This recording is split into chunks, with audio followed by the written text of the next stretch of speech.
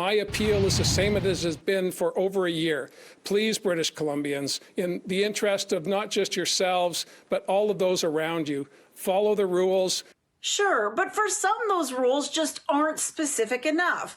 For example, when you're told to stick within your community, what exactly are those boundaries? So I took some of these questions to those in charge. For example, why are we allowed to book campsites when we're not supposed to go there? Many people have provincial parks or regional parks that are close to them. For instance, in Victoria, there's Goldstream, and Vancouver, there's Cypress. But it's really clear now people are being asked to stay close to home in their communities. While we're being asked to stick within our communities, some are confused how they're allowed to book hotels in other regions. Well, the answer is nuanced, allowing hospitality safely.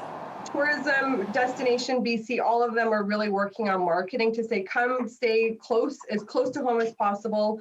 They are doing the work, but it is a very, very fine line because the ultimate goal is to make sure that everyone's safe. There's never been a travel ban in BC, so one's not likely now, but the Premier says it's not off the table. So ultimately, there's nothing stopping you from traveling around the province. But the province does insist that they're going after rule breakers. The province is using the enforcement powers and tools that it has.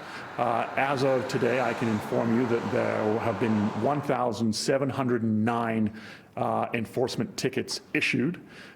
They range from, the $230 up to the new $575 and the $2,300 tickets as well. There have been cases where people are facing additional charges, long-form charges that can result in significant fines of up to $10,000 and 1 year in jail.